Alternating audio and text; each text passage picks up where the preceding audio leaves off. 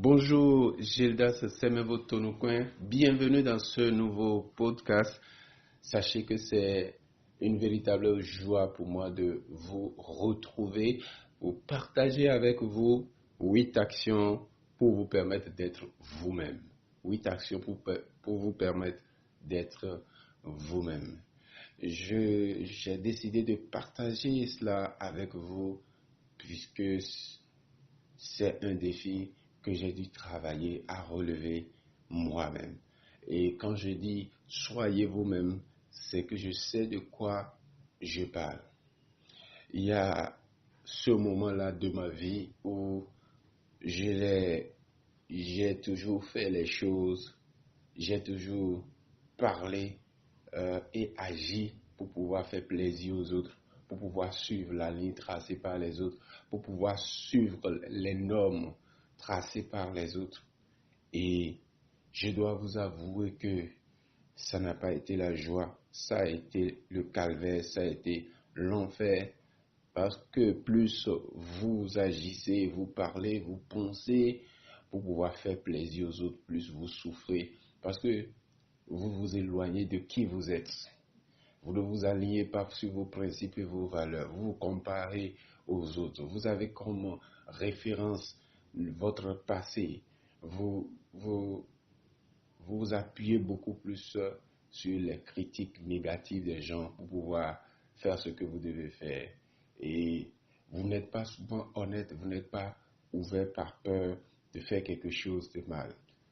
Et vous voulez plaire à tout le monde. Et vous n'avez pas vous ne développez pas votre capacité à pouvoir sélectionner ceux avec qui vous allez traiter. Et je vais commencer ce podcast par cette citation d'un auteur inconnu qui dit: le défi le plus difficile à relever est d'être soi-même dans un monde où chacun essaie de faire de vous une autre personne. Déjà, la première action que j'aimerais partager avec vous, c'est d'aller à votre propre rencontre. Allez à votre propre rencontre. Et cela peut prendre du temps quand vous décidez d'aller à votre rencontre. Puisque tel un enfant qui naît, qui doit apprendre à marcher, à parler, à manger, et il est un peu, et ça vous prend un peu de temps de vous connaître. Alors généralement, j'explique cet état de choses par le fait que avant que vous naissiez, vous étiez dans un monde invisible. Nous étions tous dans un monde invisible. Et avant de passer de ce monde invisible pour le monde visible, nous savions qui nous étions et nous nous identifions, nous ne faisons qu'un avec l'univers. Et d'autres diront que nous ne faisions qu'un avec Dieu. Et nous avons une idée de notre plein potentiel. Nous savons toute la capacité dont nous disposons pour pouvoir faire de grandes choses. Nous savions toute la force que nous possédons. Nous savons la capacité extraordinaire de la lumière que nous possédions. Cette lumière qui nous éclaire quand l'obscurité essaie de nous envahir. Mais il y a quelque chose qui s'est produit lors de notre passage du monde invisible pour le visible. C'est-à-dire que au moment où on nous a mis au monde, au moment où notre mère nous a mis au monde, nous nous retrouvons dans ce monde physique avec un état d'oubli de qui nous étions vraiment. Du coup, c'est le moment pour nous d'apprendre à nous connaître, qui nous sommes vraiment, aller à la découverte de nous-mêmes. Et cela survient quand nous avons grandi, nous avons l'âge de raison et que nous ne sommes peut-être pas d'accord avec les résultats que nous produisons dans notre vie et que nous avons décidé de prendre en charge notre vie et notre carrière. Il nous revient souvent d'aller à notre propre découverte. C'est ainsi que nous commençons à nous connaître, à nous observer, à faire attention à qui nous sommes pour savoir effectivement comment mener notre vie pour pouvoir être épanoui. Donc cela peut prendre du temps. et soyez patient dans cette connaissance, dans cette découverte de soi. Il faut aussi être attentif à ses émotions dans ce processus de découverte de soi-même. Qu'est-ce que vous ressentez en fonction des situations, en fonction des personnes? Qu'est-ce que vous ressentez? Quelles sont ces émotions-là qui, qui, euh, qui apparaissent en vous?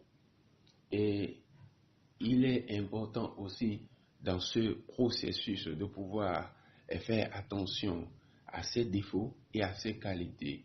Cela peut vous amener à prendre une feuille, par exemple, à faire la liste de vos défauts et d'un côté et la liste de vos qualités de l'autre côté.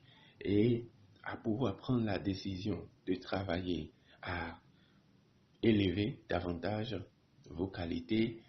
Et lorsque vous prenez la décision de travailler vos qualités, de les élever, avec le temps, vos défauts ne trouvent plus d'énergie parce que tout est une question d'énergie.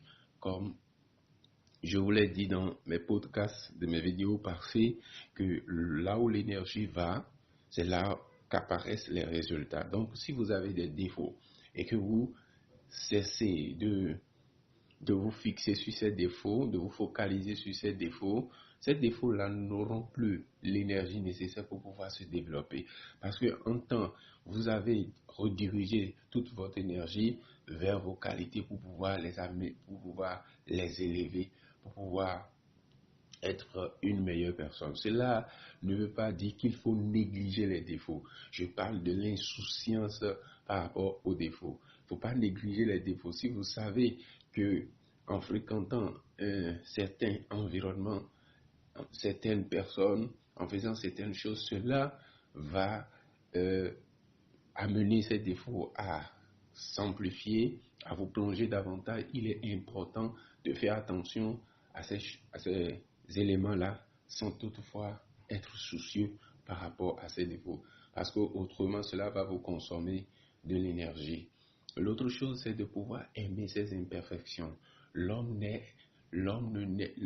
avec des imperfections. Ce que j'appelle imperfection, c'est ces choses-là, par exemple, qui font que un enfant naît pratiquement sans défense. Quand le bébé a besoin de sa maman pour pouvoir le nourrir, pour pouvoir le vêtir, pour pouvoir prendre soin de lui. Et sans ces soins-là, il est quasi livré à certains aléas de ce monde, de cette nature. C'est ce que j'appelle imperfection. Et il est important que chacun de nous essaie de détecter ces imperfections, de faire attention à ces imperfections et de les aimer, de les embrasser, au lieu de les prendre comme une pierre ou des pierres d'achoppement. Il serait pertinent, important et plus bénéfique de les prendre comme étant des traits de caractère spéciaux pouvant nous distinguer peut-être des autres. Deuxième action que j'aimerais partager avec vous, c'est de pouvoir identifier vos principes et vos valeurs. Identifier vos principes et vos valeurs.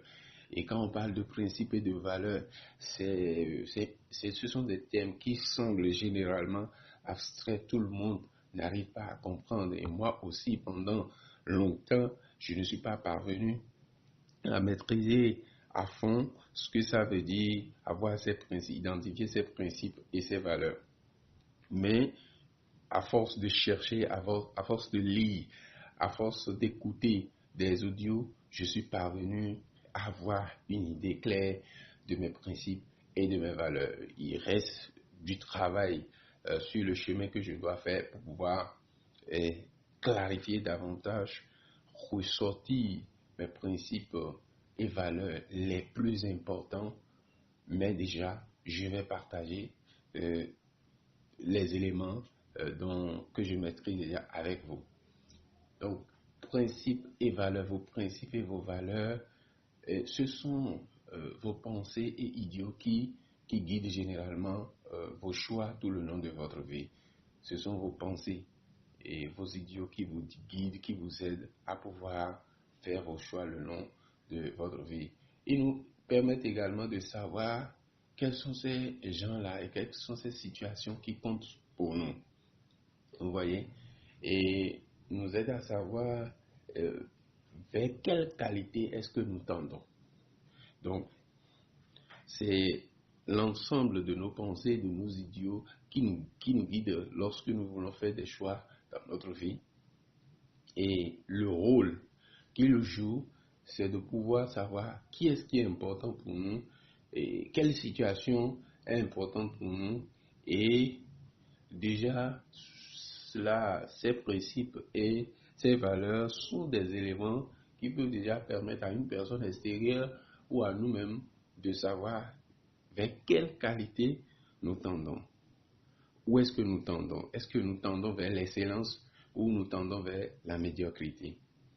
Troisième action, c'est d'arrêter de vous comparer aux autres. Arrêtez de vous comparer aux autres. Alors, moi, j'ai l'habitude de dire que se comparer aux autres, c'est de la suicide mentale, c'est de la suicide spirituelle, c'est de la suicide comportementale. Ça ne vous sert à rien de vous comparer aux autres. Vous allez tout simplement sacrifier vos dons et vos talents et vous allez finalement vous sentir inutile, non seulement pour vous-même, mais pour le reste du monde. Parce que j'ai l'habitude de dire que, et je l'ai appris de Wayne d'ailleurs, que le monde entier forme un seul corps. Le monde entier est comme un seul corps. Et vous et moi constituons une partie de ce corps-là. Donc imaginez que la tête soit en train de se comparer aux pieds. Et imaginez que nos mains soient en train de se comparer à notre ventre ou à nos oreilles. Oui, ça va peut-être vous faire rire, mais c'est ce que nous essayons de faire quand nous nous comparons aux autres.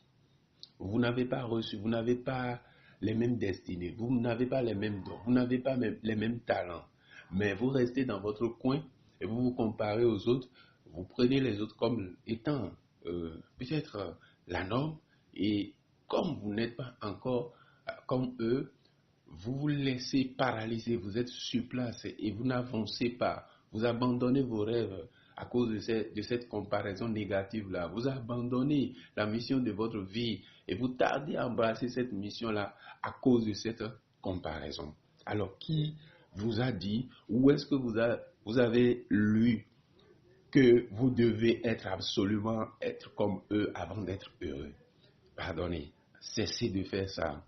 Si vous continuez à faire ça, vous êtes en train de vous suicider mentalement, spirituellement et sur le plan comportemental. Et cela ne joue vraiment pas en votre faveur.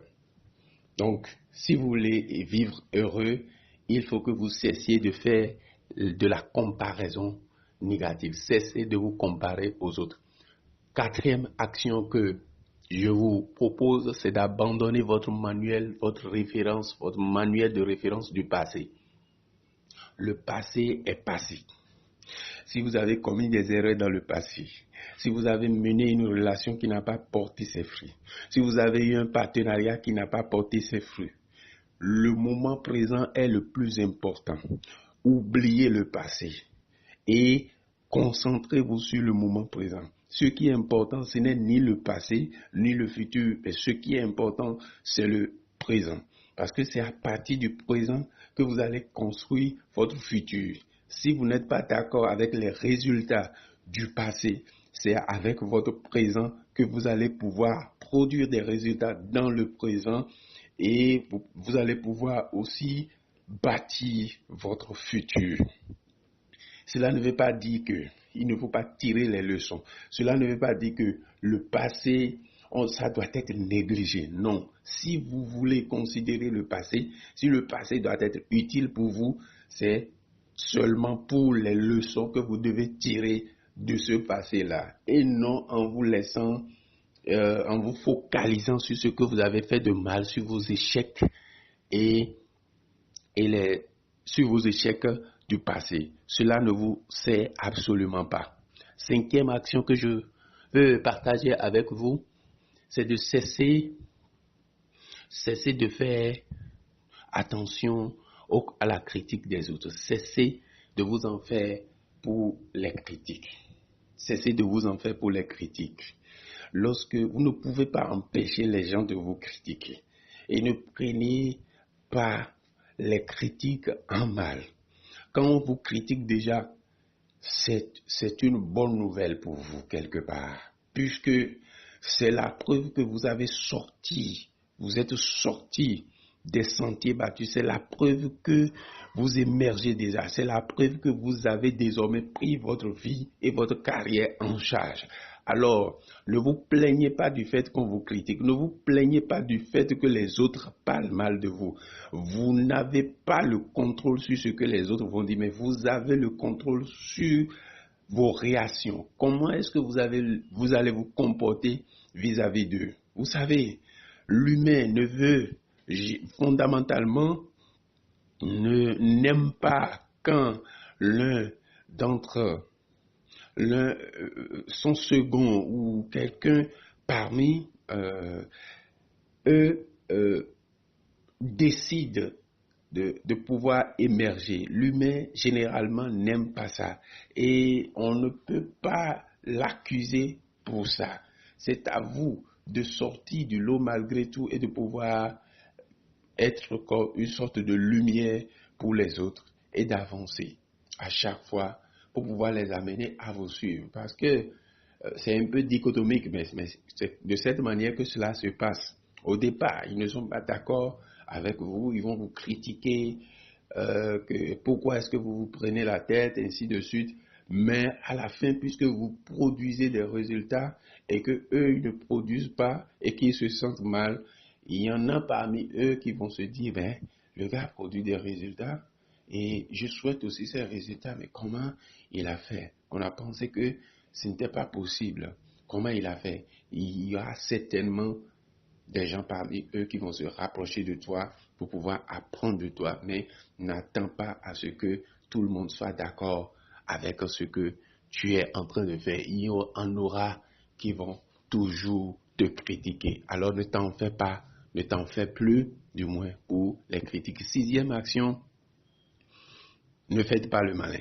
Ne faites pas le malin, mais soyez honnête et ouvert. Vous avez des défauts. Vous avez aussi dans le même temps des qualités.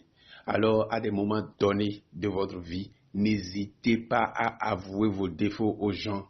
N'hésitez pas à parler librement de vos défauts et montrer votre bonne volonté à pouvoir travailler sur vous pour corriger ces défauts, pour pouvoir vous élever, pour pouvoir vous améliorer. Lorsque les gens comprennent et voient que vous êtes comme eux et que vous avez également des défauts, ils ont plus de facilité à se rapprocher de vous. Et c'est une question aussi de leadership pour montrer que vous-même vous avez des défauts et que vous travaillez à vous améliorer.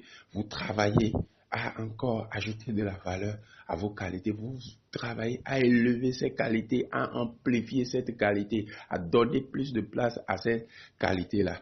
Quand les gens vont voir que vous êtes comme eux, ils auront plus de facilité à se rapprocher de vous, à pouvoir vous aider dans l'accomplissement de la mission, de votre mission de vie. Septième action que je vous propose, c'est d'arrêter de vouloir plaire à tout le monde.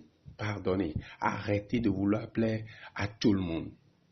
Si vous agissez ainsi, vous allez souffrir pour rien. Vous allez souffrir le martyre. Car sachez que votre différence certainement va être utile pour quelqu'un.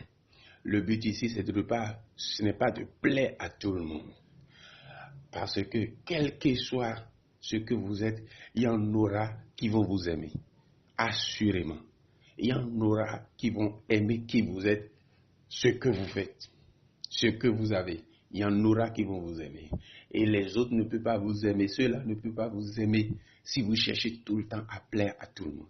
Si vous cherchez tout le temps à plaire à tout le monde, même ceux-là qui étaient prêts à vous accepter tel que vous êtes en cherchant à plaire à tout le monde, vous allez non seulement finir par déplaire à ceux à qui vous cherchez à plaire, mais également à amener ceux-là qui étaient prêts à vous aimer à ne plus vous aimer. Vous voyez, vous allez souffrir inutilement si vous vous lancez dans ce genre d'action qui est de tout faire pour pouvoir plaire aux autres. Et cela me rappelle cette citation de Bill Cosby, qui est un acteur américain, qui dit que je ne connais pas toutes les clés du succès, mais je sais qu'essayer de plaire à tout le monde mène absolument à l'échec. Et si vous êtes sur cette voie, je vous propose de vous arrêter et de pouvoir travailler à savoir qui vous êtes et à mener votre vie selon vos standards, à améliorer, à pouvoir vous élever davantage par rapport à vos qualités. 8e action, décidez maintenant de votre entourage. N'est-ce pas que Jim Rohn a dit que nous sommes la moyenne des 5 personnes que nous fréquentons le plus. Nous sommes la moyenne des 5 personnes que nous fréquentons le plus. Quand vous avez pris conscience et que vous avez décidé d'être vous-même, il est très important que vous choisissez les gens que vous allez fréquenter. Vous ne pouvez pas décider de quitter ce monde et de vous isoler. Il ne s'agit pas de ça. Vous allez vivre, vous allez collaborer avec des gens, vous allez parler, passer du temps avec les gens, mais vous allez faire très attention pour que ceux-là avec qui vous avez une certaine intimité, ceux-là que vous fréquentez le plus, ça doit être des gens que vous allez sélectionner en fonction du type de personne que vous êtes et surtout en fonction de là où vous voulez aller. Lorsque, à un certain moment, vous sentez que vous êtes obligé de rester avec ceux-là dont les façons de penser, d'agir, de parler ne sont pas en accord avec vos objectifs, il va falloir que vous travaillez à pratiquer ce que j'appelle la distorsion de la réalité. C'est-à-dire que vous êtes parmi eux. Mais dès que ceux-là commencent, par exemple, par parler des choses dont vous ne parlez plus, qui constituent des pertes de temps pour vous, vous pouvez, par exemple, prendre un livre, commencer à écouter un audio, commencer à vous focaliser surtout sur quelque chose, commencer à faire un exercice qui, en résumé, va être comme vous êtes en Afrique, mais vous agissez comme si vous habitez, vous êtes aux États-Unis, en France ou n'importe quel autre pays. C'est-à-dire que ce pays-là, africain ou occidental, qui incarne ce que vous voulez devenir, ou vous allez penser à une personne, aux qualités, aux valeurs d'une personne qui vous dit quelque chose, qui répond à vos aspirations. Et moi, généralement, quand je suis dans ce genre d'endroit, je suis généralement avec un livre et ce que je fais, c'est que je me mets à lire. Et le fait simple de commencer par lire, cela me permet de pratiquer efficacement cette distorsion de la réalité. Voilà ce que je voulais partager avec vous. Et pour pouvoir être vous-même, pour pouvoir vivre la vie que vous désirez, pour pouvoir vivre votre vie selon vos standards. Et moi, ça m'a beaucoup aidé. Ça fait que aujourd'hui, je suis en train d'exploser par rapport à mes rêves, par rapport à ma mission de vie. Cet audio, cela peut ne pas être le meilleur des podcasts, la meilleure des vidéos, mais je le fais avec tellement de joie. J'ai travaillé sur ces points hier toute la nuit, jusqu'à 3 heures du matin, et ce matin, je vous les présente avec tellement de joie, avec tellement de tressaillement, et cela me fait plaisir que ça va être utile à quelqu'un ce matin, ça va être utile à quelqu'un cette journée, ça va être utile à quelqu'un pendant les jours à venir, pendant les mois à venir, pendant les années à venir. Et imaginez votre joie, imaginez votre bonheur quand vous serez en train de vivre comme ça, quand vous serez en train de vivre selon votre passion, quand vous serez en train de vivre selon vos standards. Vous allez voir que vous allez être une sorte de lumière pour les autres. Et quand vous êtes utile pour les autres, en étant utile pour vous-même d'abord, vous ne pouvez que être en joie. Vous ne pouvez que attirer des ressources. Vous ne pouvez que attirer de bonnes personnes. Vous ne tirez que attirer plus de bonheur. Il ne s'agit pas de la perfection ici. La perfection viendra avec la répétition. Et tant que vous êtes en action, ce qui est certain, c'est que vous allez vous perfectionner. Alors, si dès le départ, vous vous comparez aux gens, vous vous comparez aux autres, vous vous comparez aux standards internationaux et vous voulez absolument être à la hauteur de ces standards-là, vous allez écraser vos rêves, vous allez vous laisser écraser. Donc, vous aurez plus de facilité si vous décidez d'être vous-même et que vous acceptez qui vous êtes. Vous vous connaissez, vous travaillez sur vous à avancer, à marcher. Et ce qui est sûr, vous êtes en joie dans le présent. Vous attirerez plus de joie dans le futur et vos performances ne feront que s'améliorer. Merci. J'espère que ce podcast, cette vidéo a été utile pour vous. Si c'est le cas, je vous appelle à aimer la vidéo. Je vous invite à partager avec vos collègues, vos amis. Je vous invite à également vous abonner si vous ne l'avez pas encore fait. Cliquez juste à la fin de la vidéo, vous allez voir ma playlist apparaître à gauche et ma photo apparaître à droite en haut de la vidéo. Mettez votre curseur sur ma photo à droite, vous allez voir un bouton rouge apparaître. Cliquez sur ce bouton et vous allez pouvoir vous abonner. Merci de me laisser également un commentaire. Dites-moi ce que vous pensez de ce podcast. Cela va m'encourager à en produire davantage. D'ici là, portez-vous bien et surtout, faites-vous plaisir, soyez vous-même.